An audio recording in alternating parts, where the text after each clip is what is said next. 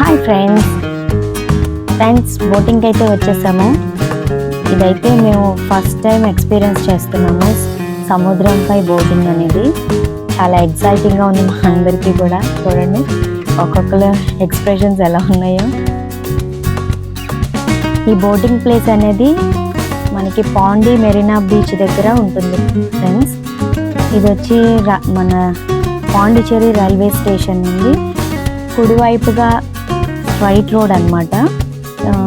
Bike మీద అయితే ఒక 10 to 15 minutes లోపు వచ్చేయచ్చు ఇక్కడికి. మా బోట్లో 11 members ఎక్కించుకున్నారు ఫ్రెండ్స్. మా వాళ్ళందరూ చక్కగా లైఫ్ జాకెట్లు ఇస్తే వేసుకుని ఒక్కొక్కరుగా బోట్ ఎక్కేస్తున్నారు. నేనైతే వీడియో తీసుకున్నాను. ఇంకాను లైఫ్ జాకెట్ వేసుకుని నేనే లాస్ట్లో ఎక్కాను. బోట్ ఎక్కిన తర్వాత అందరూ మా మమ్మీ అండ్ మా డాడీ కూడా ప్రేయర్ చేస్తున్నారు. చూడండి ఫస్ట్ మేము ఎక్కడికి వెళ్ళినా ప్రేయర్ చేసుకుంటాము.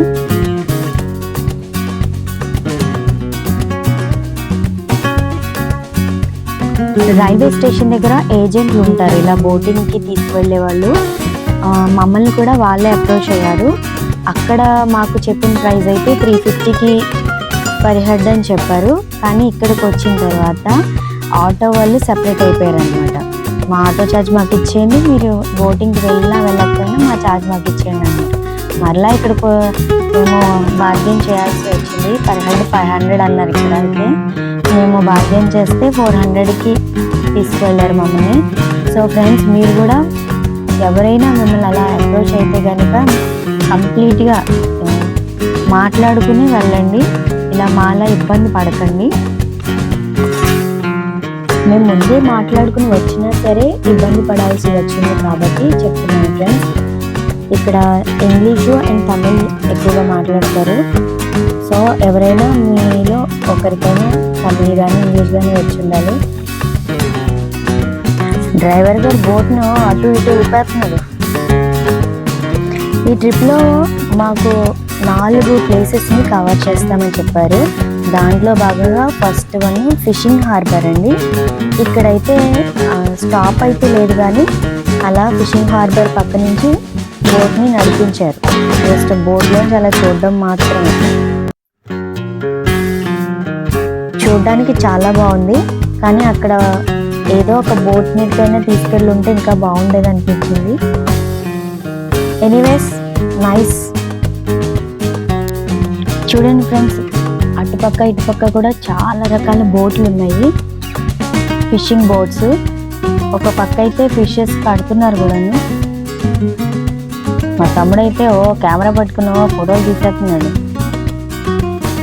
ఫోటోలు ఎలా వస్తాయో తెలియదు కానీ కెమెరా పట్టుకుని మాత్రం తెగ తీసేస్తున్నాడు.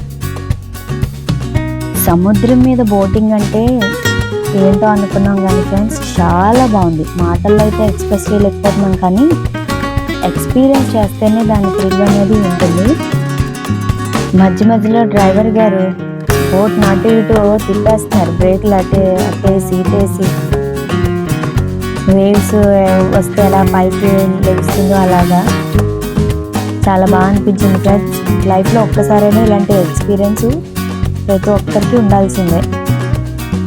మా బోట్లో మాతో పాటు ఒక ఫారినర్ కప్పులు ఎక్కారు ఫ్రెండ్స్.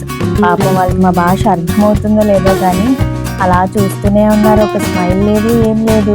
ఏం ఎంజాయ్ చేస్తున్నారో అర్థం కాలేదు. మేమైతే పిచ్చగా ఎంజాయ్ చేసాము.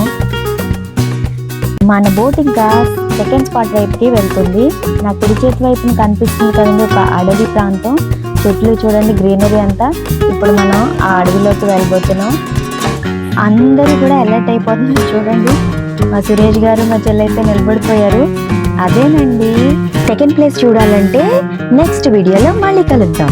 Thank you for watching my channel friends. మీకు కనుక ఈ వీడియో నచ్చినట్లయితే లైక్ చేయండి, షేర్ చేయండి, అలాగే నా ఛానల్ని సబ్స్క్రైబ్ చేసుకోండి. ఓకేనా ఫ్రెండ్స్, బాయ్.